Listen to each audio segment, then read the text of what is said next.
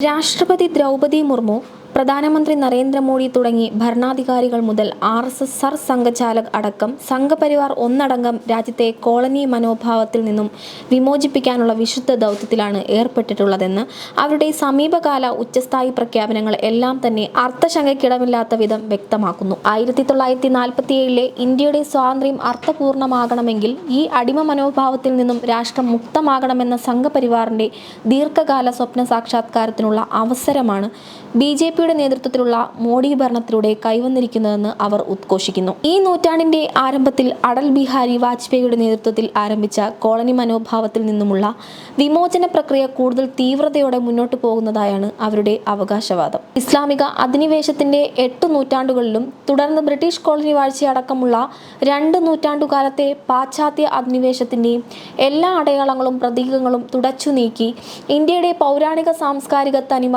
പുനഃസ്ഥാപിക്കാനുള്ള യജ്ഞത്തിലാണ് തങ്ങൾ ഏർപ്പെട്ടിട്ടുള്ളതെന്ന് അവർ രാഷ്ട്രത്തെയും ജനതയും നിരന്തരം ഓർമ്മപ്പെടുത്തിക്കൊണ്ടേയിരിക്കുന്നു. അയോധ്യയിലെ ധ്വജാരോഹണ വേളയിലടക്കം പ്രധാനമന്ത്രിയും ഭരണഘടനാ ദിനത്തിൽ പഴയ പാർലമെന്റ് മന്ദിരത്തിലെ സംവിധാൻ സദൻ എന്ന് പുനർനാമകരണം ചെയ്ത സെൻട്രൽ ഹാളിൽ രാഷ്ട്രപതി നടത്തിയ പ്രസംഗത്തിലും ഈ കോളനി മനോഭാവ ഉച്ചാടന സന്ദേശം പ്രത്യേക പരാമർശ വിധേയമായി. രാജ്യത്തിന്റെ സുദീർഘവും ത്യാഗോജ്വലവും ധീരോദാത്തവുമായ സാമ്രാജ്യവിരുദ്ധ സ്വാതന്ത്ര്യ സമരത്തിൽ യാതൊരു പങ്കും വഹിക്കാതെ കിട്ടിയ അവസരങ്ങളിലെല്ലാം ആ പോരാട്ടത്തെ വഞ്ചിച്ച ചരിത്രം മാത്രം സ്വന്തമായുള്ള ഒരു പ്രസ്ഥാനത്തിന്റെ അനന്തരാവകാശികളാണ് ഇപ്പോൾ കോളനി മനോഭാവത്തിനെതിരായ പോരാട്ടത്തിന്റെ നായക സ്ഥാനത്ത് സ്വയം അവരോധിക്കാൻ തുനിഞ്ഞിറങ്ങിയിരിക്കുന്നതെന്നത് ചരിത്രത്തിന്റെ വിരോധാഭാസം എന്നല്ലാതെ മറ്റെങ്ങനെയാണ് വിശേഷിപ്പിക്കാനാകുക? പുതിയ പാർലമെന്റ് മന്ദിരം പണിത് അതിന്റെ കേന്ദ്ര സ്ഥാനത്ത് ചെങ്കോൽ സ്ഥാപിച്ചതുകൊണ്ടോ അയോധ്യയിൽ രാമക്ഷേത്രം നിർമ്മിച്ചതുകൊണ്ടോ സംസ്ഥാനങ്ങളുടെയും നഗരങ്ങളുടെയും നിരത്തുകളുടെയും പേരുമാറ്റം കൊണ്ടോ ചരിത്രവും പാഠപുസ്തകങ്ങളും മാറ്റിയെഴുതിയതുകൊണ്ടോ ശാസ്ത്ര പഠനത്തിന്റെ സ്ഥാനത്ത്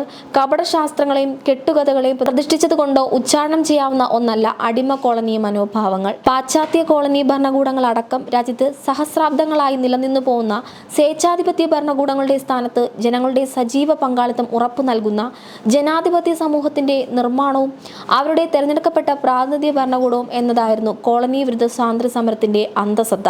സ്വാതന്ത്ര്യാനന്തര ഇന്ത്യ ആ ലക്ഷ്യത്തിലേക്ക് ഏറെ പരിമിതികളും പിന്നോട്ടടികളും ഉണ്ടായിരുന്നെങ്കിലും ഗണ്യമായ മുന്നേറ്റം നടത്തുകയുണ്ടായി. ഇന്ന് നാം ഉദ്ഘോഷിക്കുന്ന ലോകത്തെ ഏറ്റവും വലിയ ജനാധിപത്യ രാഷ്ട്രം എന്ന ബഹുമതി ആ മുന്നേറ്റത്തെയാണ് നിസ്സംശയം അടയാളപ്പെടുത്തുന്നത്.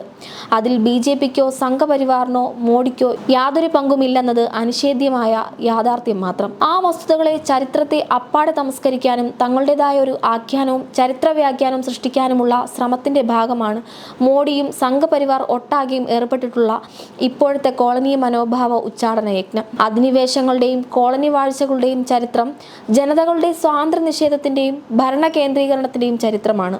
നരേന്ദ്രമോദിയുടെ നേതൃത്വത്തിൽ കഴിഞ്ഞ ഒരു ദശകത്തിലേറെയായി രാജ്യത്ത് അരങ്ങേറുന്നത് കോളനി ഭരണത്തിന് സമാനമായ ജനാധിപത്യ വിരുദ്ധതയുടെയും സ്വേച്ഛാധിപത്യത്തിന്റെയും വിളയാട്ടമല്ലാതെ മറ്റെന്താണ്? ജനപ്രാതിനിധ്യ ഭരണത്തിന്റെ പരമോന്നത വേദിയാവേണ്ട പാർലമെന്റും മന്ത്രിസഭയും ഭരണഘടനാ സ്ഥാപനങ്ങളും പരിഹാസ്യമായ നോക്കുകുത്തികളായി മോഡി ഭരണത്തിൽ മാറിയിരിക്കുന്നു. കഴിഞ്ഞ ഒരു ദശാബ്ദത്തിലേറെയായി ഇന്ത്യയുടെ പാർലമെന്റ് ജനതയെ ബാധിക്കുന്ന ഒരു വിഷയത്തിലും അർത്ഥപൂർണമായ യാതൊരു ചർച്ചയ്ക്കും വേദിയായിട്ടില്ല.